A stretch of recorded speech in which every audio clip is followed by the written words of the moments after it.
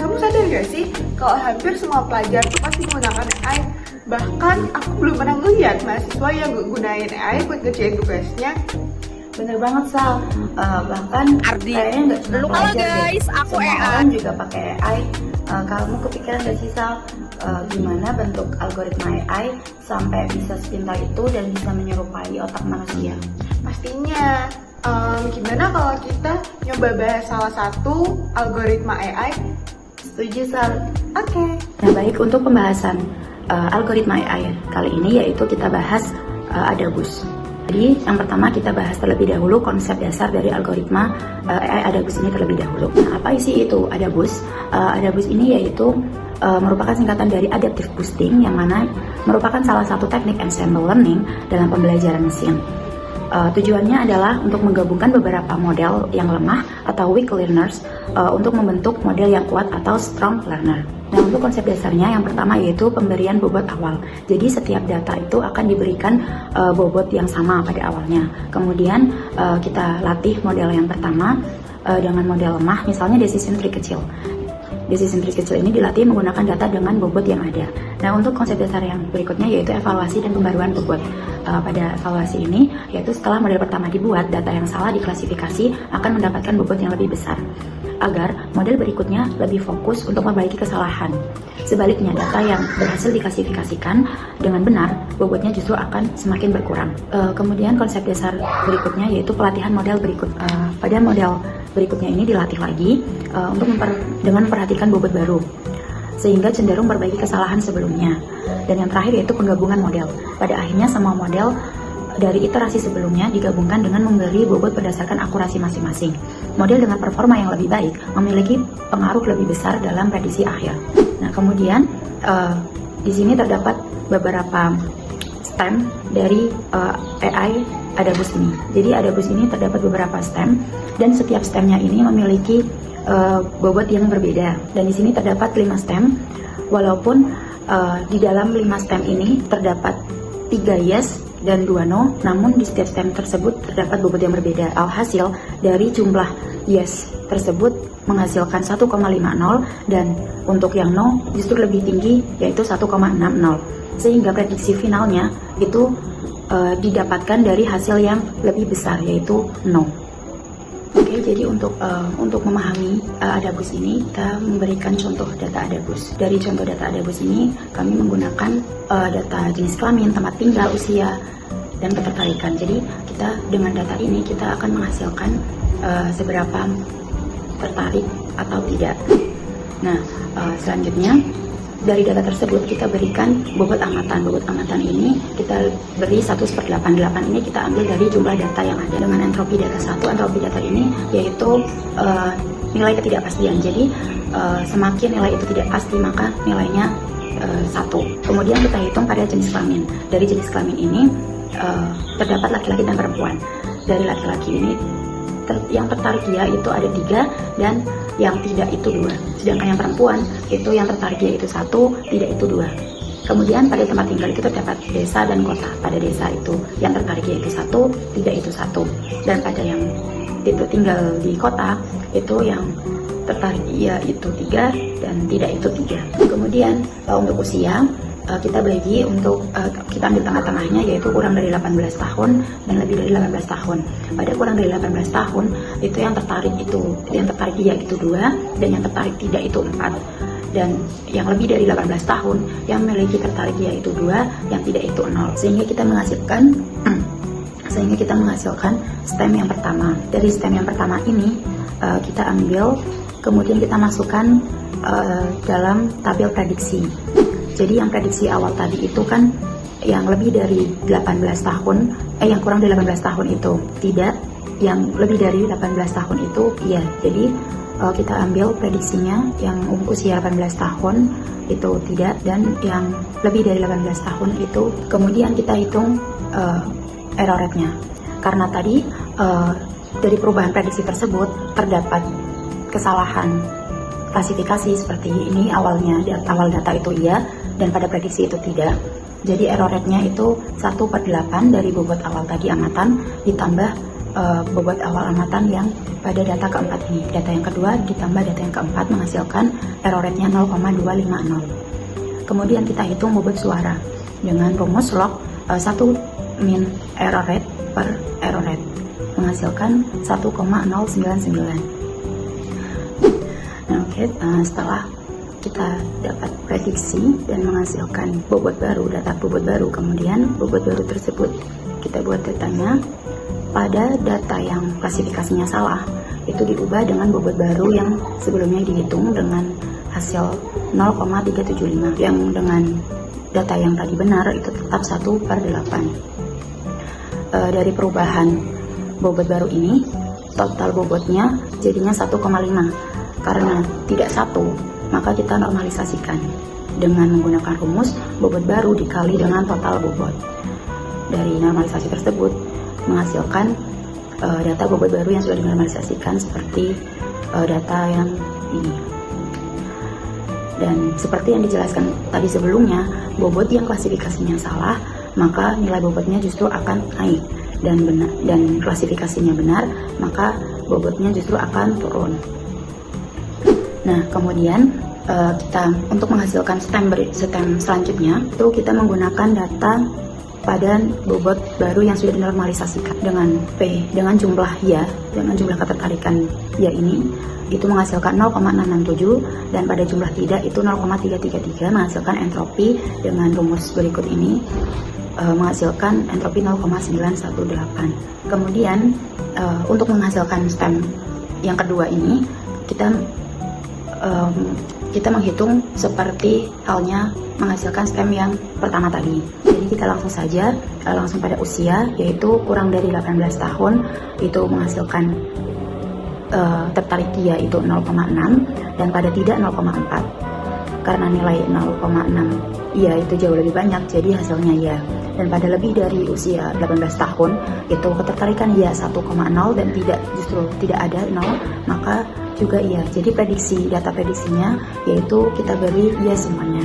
Dan dari data perubahan prediksi tersebut itu menghasilkan klasifikasi salah, 4 klasifikasi salah, yaitu pada data nomor 5 sampai nomor 8. Dan kemudian kita hitung error rate-nya yaitu 4 kali 0,0833 yang menghasilkan jumlah 0,333. Dan dari error rate tersebut kita hitung bobot suaranya. Dari bobot suara tersebut kita menghasilkan bobot suara 0,693. Nah, ini dari stem yang pertama kita menghasilkan kurang dari 18 tahun itu ianya 2, tidaknya 4, lebih dari 18 tahun ianya 2, tidaknya 0. Dan pada yang stem kedua, maaf ini salah, ini harusnya stem yang kedua, itu menghasilkan usia 18, kurang dari 18 tahun itu ianya 0,6, tidaknya 0,4. Dan lebih dari 18 tahun itu ianya 1,0, tidaknya 0. Nah, oke, baik. Seperti itulah untuk menghasilkan hasil final dari algoritma ADABUS tersebut. Nah, kemudian akan ada implementasi dari algoritma ADABUS tersebut yang akan dijelaskan oleh rekan saya. Terima kasih. Halo semuanya, jadi tadi udah dijelasin gimana sih konsep dasar dari AI ADABUS. Nah, sekarang di sini aku mau jelasin gimana sih cara implementasinya penggunaan AI ADABUS dalam penggunaan bahasa pemrograman Python. Yang pertama, kita akan import library seperti biasa. Ada Pandas untuk mengolah data, kemudian ada sklearn untuk model machine learning seperti ADABUS dan decision tree, serta tools evaluasi dan encoding. Nah, di sini Pandas atau PD digunakan untuk membuat dan mengolah data table, kemudian data table atau data frame ya. Kemudian ada ADABUS classifier, algoritma ensemble learning yang menggabungkan beberapa pohon lemah atau yang biasa disebut dengan STAM. Kemudian ada decision tree classifier digunakan sebagai STAM dengan kedalaman 1. Kemudian ada label encoder, yaitu mengubah data kategori teks menjadi angka agar bisa diprogres model. Kemudian ada train test split, membagi dua antar menjadi data menjadi train dan menjadi G atau test. Kemudian ada accuracy score, yaitu mengevaluasi performa model dengan menghitung akurasi. Selanjutnya ada export text, mencetak isi decision tree dalam format teks supaya bisa kita baca.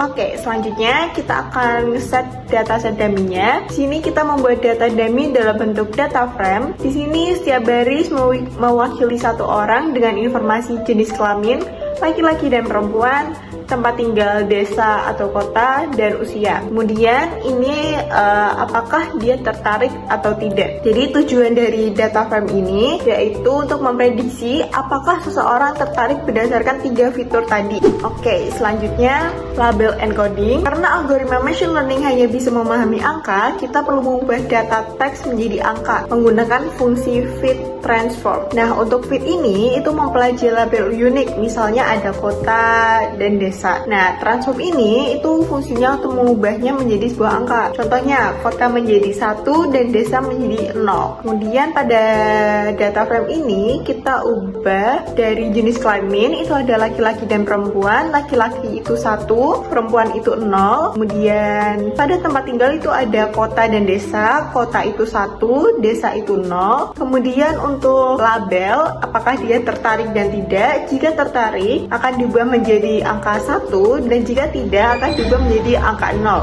Kemudian untuk usia itu karena sudah bentuknya angka, kita tidak perlu mengubahnya menjadi angka lagi. Oke, selanjutnya kita akan pisahkan fitur dan label. Sekarang kita pisahkan mana menjadikan fitur dan mana menjadikan label. Dan X di sini digunakan untuk melatih model, sedangkan Y digunakan untuk nilai yang ingin diprediksi oleh model.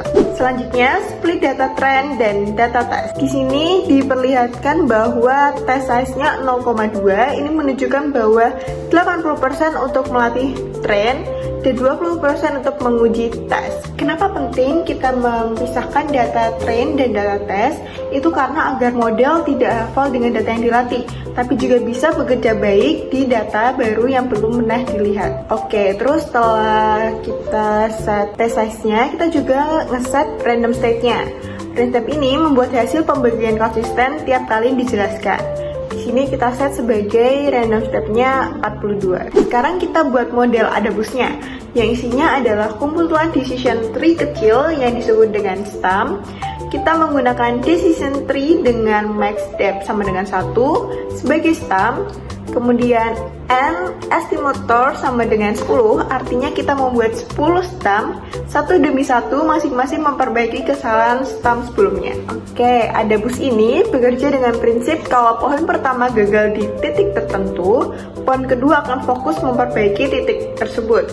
Jadi nilai bobotnya akan diperbarui setiap stumnya. Jika stum 1 terdapat kesalahan prediksi, nilai bobot pada kesalahan tersebut akan dinaikkan.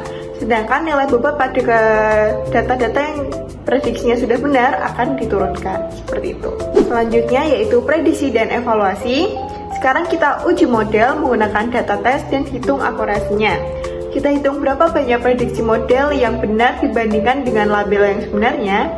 Dan nilai akurasi skor akan menunjukkan hasilnya dalam persentase. Nah, untuk bagian paling serunya yaitu kita akan menampilkan semua isi stum. Nah, kita tampilkan semua stum yang dibuat oleh Adabus. Kita lihat apa keputusan tiap pohon, berapa bobotnya, seberapa sering salah, dan seberapa akurat di training testnya. Nah, informasi yang kita dapat di perstamnya itu terdapat struktur pohon, fitur apa yang digunakan, thresholdnya berapa, kemudian ada bobotnya, seberapa besar kontribusi stum dan keputusan akhir, kemudian ada error rate, serta akurasinya. Jadi di sini ada 10 data, ada akurasi model Adabusnya itu 0,50, sedangkan daftar decision stumnya ada 10. Stum yang pertama ini menunjukkan menggunakan usia kurang dari 19 tahun itu 0 atau tidak tertarik, sedangkan usia yang lebih dari 19 tahun itu tertarik atau 1. Nah, untuk bobotnya dari stum pertama itu 1,6094, sedangkan error rate-nya 0,1667. Akurasi di trainingnya itu 0,83. Nah, untuk stum yang kedua ini jenis kelamin kurang dari sama dengan 50 itu maksudnya 0, jadi jenis kelamin yang 0 itu adalah perempuan. Nah, itu kelasnya sama dengan 1, berarti dia tertarik. Kemudian untuk jenis kelamin lebih dari 50 atau 1, ini yaitu maksudnya adalah laki-laki, kelasnya 0, berarti dia tidak tertarik. Untuk bobotnya itu 1,3863 dengan error rate 0,2000 dan akurasi di trainingnya 0,67. Sedangkan stam ketiga itu menggunakan usia lagi, yang kurang dari 19 tahun itu tidak tertarik, usia lebih dari 19 tahun itu tertarik.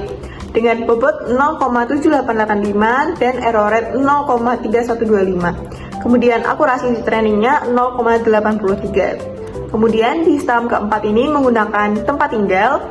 Tempat tinggal kurang dari 1 itu maksudnya 0, itu berarti maksudnya adalah di desa. Yang di desa itu kelasnya 0 berarti tidak tertarik. Dengan tempat tinggal lebih dari 0,50 itu berarti maksudnya 1, yaitu di daerah kota. Itu kelasnya 1 berarti artinya tertarik.